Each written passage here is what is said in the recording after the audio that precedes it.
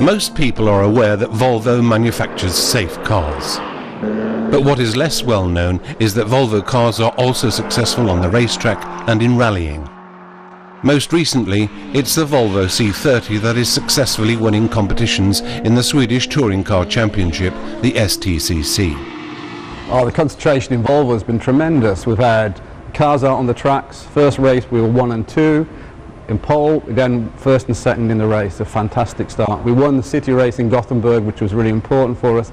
And best of all, behind the scenes, the publicity we're getting through the PR reports, already in the first 2 races, were better than the whole of last year. So the result of publicising this way has worked for us. Leading up to this year's season, Volvo engineers have taken advantage of the new Drive-E technology from standard cars in order to reduce wind resistance and thereby increase speed. A normal customer, what he wants is a very fuel-effective car. He wants a very safe car.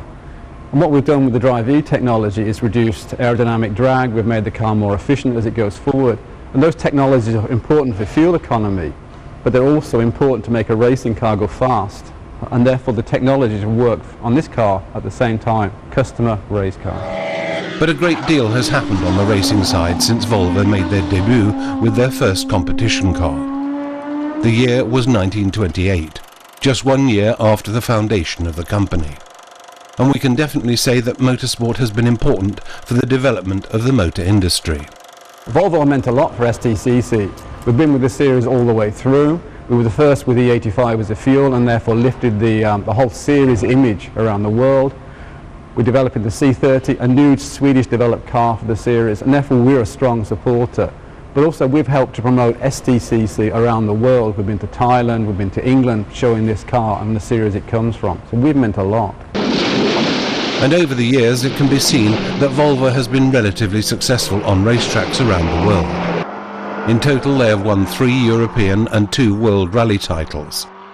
There's also been a European title on the racetrack as well as a European title in rallycross. Amongst the many rallies that Volvo cars have won over the years, the RAC Rally in England, the Acropolis Rally in Greece and the Safari Rally in Kenya are amongst the most notable. This last event having been won by the Singh brothers in 1965. The most successful drivers include Sylvia Österberg, Evi Rosqvist, Gunnar Andersson, Carl Magnus Skog and Tom Trana. Motorsport's going to go to smaller engines, same amount of power but much better fuel economy. And if we can present those small engines in a good way to the public, they're going to be equally excited about those engines as they are about V8s today. The Volvo 343 wrote the next chapter in Volvo's motorsport history. In 1977, Per Inge Valfridsson surprisingly drove home the Swedish Championship in rallycross, driving the 343. In 1979 too, Valfridsson was again crowned Swedish champion. The Volvo 240 Turbo also had major successes, something that in 1985 resulted in a European Championship title for the Brancatelli-Thomas Lindström partnership. The same year, Per Sturesson also won the first Open DTM title. The British Touring Car Championship, the BTCC, saw Volvo on the starting grid in 1994.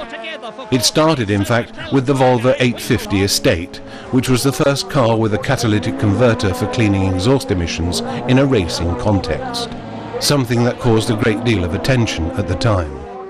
Later on, the saloon version was introduced, followed by the S40. Richard Rydell was the driver who made most starts for Volvo in the BTCC, and in 1998, Richard was eventually crowned champion. When we talk about motorsport in 2009, it's principally a question of the Swedish STCC and the Volvo C30 that is now run on environmental fuel, E85 ethanol, and that in the racing version develops more than 290 brake horsepower.